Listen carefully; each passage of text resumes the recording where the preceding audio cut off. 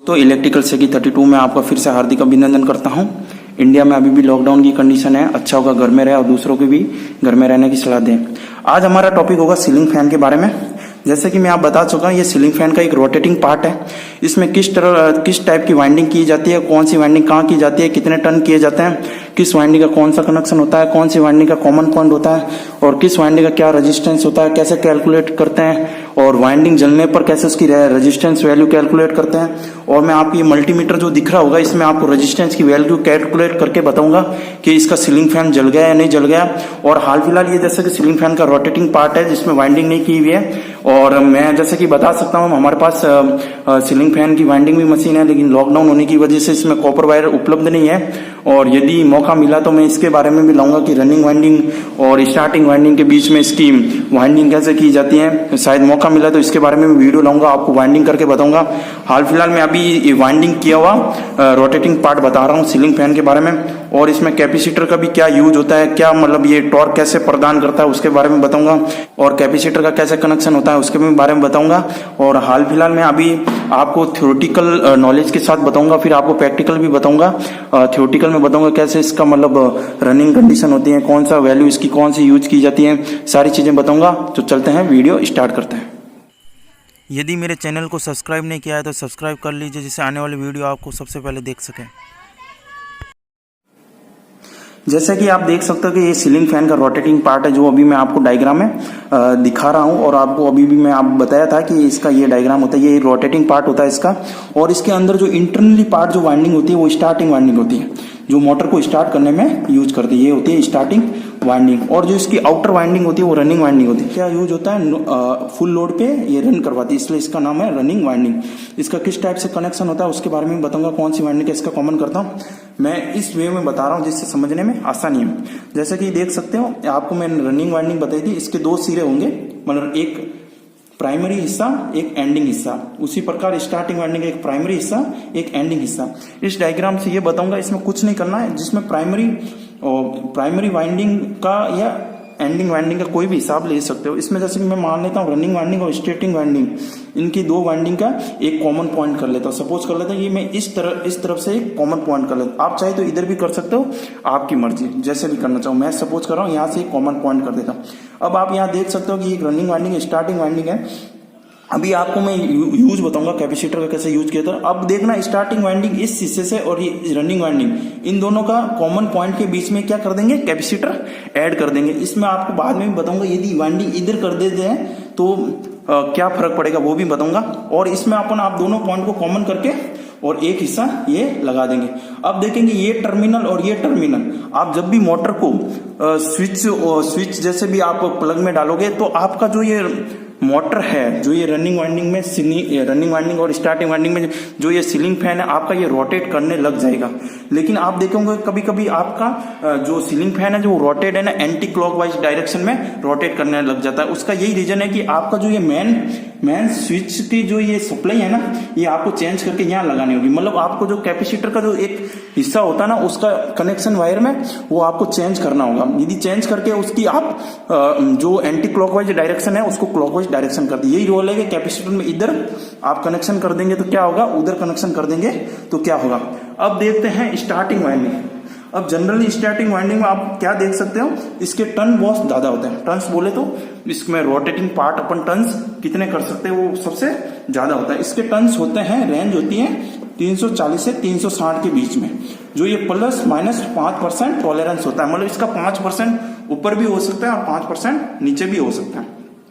और running winding में आप देख सकते हो 330 लेके 360 तक, मतलब 330 से लेके 350 तक, 330 से लेके 350, जो एक थोड़े इससे टर्न्स कम होते हैं। ये कम क्यों होते हैं इसका भी मैं रीजन बताऊंगा कि कम क्यों होते हैं। और इसमें भी प्लस माइनस 5% टॉलरेंस होता है। ये आपको मैं बता दिए कि इतने कैसे टर्न्स होते हैं, कि किस में कितने टर्न्स होते हैं, इसमें कितने टर्न्स हो गया, ये अभी मैं बताऊंगा कि इसकी रेजिस्टेंस की वैल्यू कैसे की जाती है। और कैपेसिटर में आप देख सकते हो कि इसमें कैपेसिटर 2 माइक्रोफेरेड से 3.25 माइक्रोफेरेड के बीच में यूज करेंगे। और कैपेसिटर का क्या यूज होगा कि मोटर जब नो लोड की कंडीशन में होगी तो ये मोटर को क्या करेगा, स्टार्टिंग एक टॉर्क जनरेट करेगा और रनिंग कंडीशन में इसको कंटिन्यूसली रोटेट करेंगे। यहाँ ये कैपेसिटर का यूज होगा।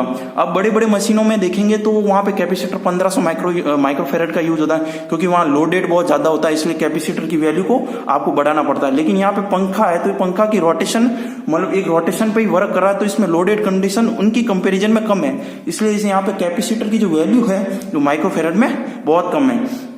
अब जैसे कि आप देख सकते हो कि सीलिंग फैन है, अब डायरेक्ट आप जैसे कि सप्लाई दे दो तो ये सीधा आपका चल जाएगा और रोटेटिंग करने लग जाएगा। लेकिन अब सीलिंग फैन में आपको ये भी देखना होगा कि एक रनिंग करेगा तो इसको कंट्रोल कैसे करेंगे और क्या मतलब रेगुलेटर से कैसे कंट्रोल करेंगे, तो आपको मैं बताना चाहूंगा। जो ये कॉमन पॉइंट है वो कॉमन पॉइंट तो है ही है, इस पॉइंट से आप क्या करेंगे, एक इसका जो हिस्सा है उसको रेगुलेटर से कनेक्ट कर देंगे और रेगुलेटर का दूसरा कनेक्टेड है वो स्विच से कनेक्ट कर देंगे। ये आपको स्विच दिखा और स्विच से इससे सीधा वायर लेंगे और इसका हिस्सा और इसका हिस्सा 220 एसी सप्लाई में इसको कनेक्ट कर देंगे।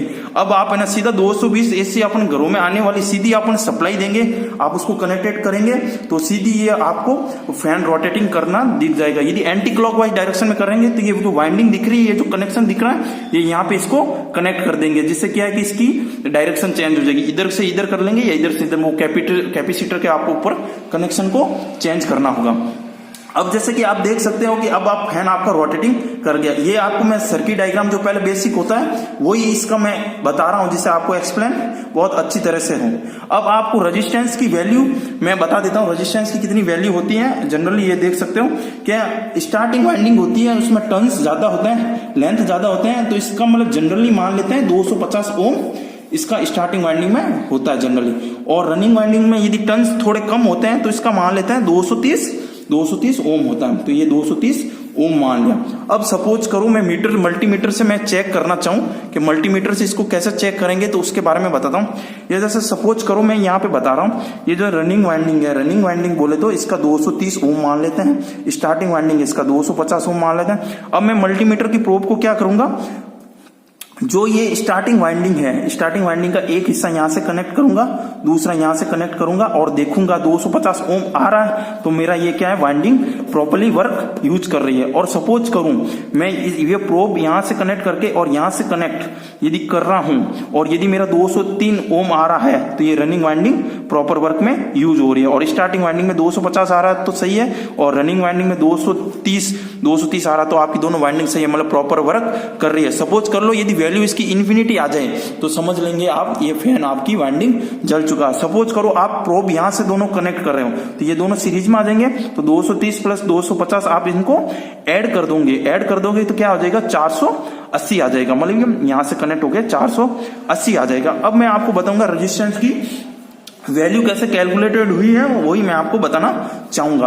अब सपोज करो ये जैसे कि आप इसमें टर्न्स को देख सकते हैं, तो ये कॉपर वायर यूज हो रहा है, इसकी रेजिस्टिविटी सेम होगा, चूंकि कॉपर वायर यूज हो रहा है तो दोनों का क्रॉस सेक्शन एरिया भी इक्वल होगा। जबकि आप देख सकते हो स्टार्टिंग वाइंडिंग होती है, स्टार्टिंग वाइंडिंग में आपको क्या बताया था, इसके टर्न्स ज्यादा होता है, मतलब टर्न्स ज्यादा हो गए, उसकी लेंथ क्या होगी, ज्यादा होगी। लेंथ ज्यादा होने की वजह से क्या हो जाएगा, रेजिस्टेंस बढ़ जाएगा, तो रेजिस्टेंस बढ़ जाएगा, इसका मतलब क्या है 250 ओम। और आप जनरली देखेंगे रनिंग वाइंडिंग में क्या होता है, थोड़ी लेंथ कम हो जाती है, क्योंकि इसमें टर्न्स कम होते हैं, कम टर्न्स होने की वजह से इसमें क्या होगा, रेजिस्टेंस कम हो जाएगा। यही इसका रीजन है कि टर्न्स रखने से इसका रेजिस्टेंस कैसे बढ़ता है और रेजिस्टेंस कैसे घटता है। अब मैं आपको प्रैक्टिकली बताऊंगा वाइंडिंग में इसकी कैसे कनेक्ट करके इसका कैसे यूज किया जाता है और कैसे आप वाइंडिंग प्रॉपर चेक करते हैं, उसके बारे में अभी बताता हूं। अब ये सीलिंग फैन का एक रोटेटिंग पार्ट है। अब जैसे मैं आपको वाइंडिंग बताया था, ये जो इंटरनली जो वाइंडिंग होती है ये हमेशा स्टार्टिंग वाइंडिंग होती है, तो इसके जो ये पीले वायर दिख रहे हैं वो स्टार्टिंग वाइंडिंग के हैं, और ये दो जो वायर दिख रहे हैं वो ये रनिंग वाइंडिंग के हैं। मैंने आपको सर्किट में क्या बताया था, स्टार्टिंग वाइंडिंग और रनिंग वाइंडिंग का एक पॉइंट कॉमन कर लेते हैं। तो लो ये सपोज कर लो स्टार्टिंग या रनिंग वाइंडिंग का मैंने एक तार कॉमन कर लिया, ये कॉमन हो गया, ये कॉमन कर दिया, एक पॉइंट कॉमन हो गया। अब दूसरा इसका जो हिस्सा है मैंने क्या बताया था, इसका कैपेसिटर कनेक्ट कर देते हैं, ये लोग कैपेसिटर कनेक्ट कर देते हैं, ये कैपेसिटर कनेक्ट हो गया, ये कैपेसिटर कनेक्टेड है। अब मैंने आपको क्या बताया, ये सीधा डायरेक्ट 220 वोल्ट सप्लाई में जाएगा। और मैंने क्या बताया था, ये कैपेसिटर में एक स्टार्टिंग वाइंडिंग से या 220 वोल्ट की सप्लाई से यहाँ से ले लो या फिर यहाँ से ले लो। यदि जिसमें डायरेक्शन चेंज आई, यदि एंटी क्लॉकवाइज आई, तो आपको हिस्सा चेंज करना पड़ेगा, यहाँ से यहाँ लगाना पड़ेगा या यहाँ से यहाँ लगाना, वो डिपेंड करता है आपकी फैन के रोटेशन पे। अब इसकी वैल्यू चेक करके बता देता हूँ, इसकी वैल्यू कैसे अपन चेक करेंगे कि इसका क्या रेजिस्टेंस होगा। बाकी का ये तो मैं बता दिया, ये सीधा इसका जो कॉमन पॉइंट है ये सीधा सप्लाई में जाएगा और इनमें से एक वायर या यहाँ से या यहाँ से, ये डिपेंड करता है इनकी रोटेशन में। अभी मैं आपको इसका रेजिस्टेंस कैलकुलेट करके बताता हूँ। जैसा कि आपके सामने मल्टीमीटर है, पहले इसके मल्टीमीटर को ऑन करेंगे, ये पावर ऑन हुई। अब आपको जैसे आपको मैं 250-230 ओम की रेंज बताई थी, तो आपको पहले इसकी रेंज सेट करनी होगी। तो ये आपको सामने ये 200 ओम मैंने सेट कर दिया। और अब इसकी हर वाइंडिंग का रेजिस्टेंस कैलकुलेट करेंगे, कौन सी वाइंडिंग जली हुई है और कौन सी वाइंडिंग प्रॉपर वर्क कर रही है। तो इसके मल्टीमीटर की ये जो प्रोब दिख रही है, इस प्रोब को मैं सबसे पहले रनिंग वाइंडिंग का वैल्यू कैलकुलेट कर रहा हूँ। ये रनिंग वाइंडिंग का ब्लैक जो मैंने बताया था, ये रनिंग वाइंडिंग का ये ब्लैक वायर और दूसरी रनिंग वाइंडिंग का यह ब्लैक वायर।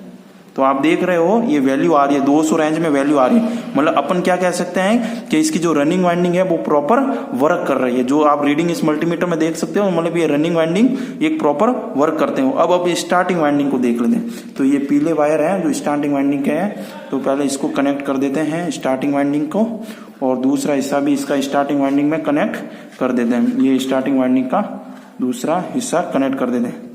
तो आप देख सकते हो कुछ रीडिंग नहीं आ रही है, इन्फिनिटी आ रही है, रीडिंग आ रही है, मतलब इसका क्या होगा, स्टार्टिंग वाइंडिंग जल गई है। अब आपका फैन वर्क नहीं करेगा। तो इस अपन रेजिस्टेंस की वैल्यू के आधार पर अपन चेक कर सकते हैं कि फैन वर्क कर रहा है या नहीं वर्क कर रहा है। तो आपको मैंने पूरी चीजें बताई हैं। पहले आपको मैंने सर्किट डायग्राम बताया, सर्किट से एक्सप्लेन कराया है कि कौन सी वाइंडिंग कॉमन की जाती है, कैपेसिटर का क्या यूज होता है।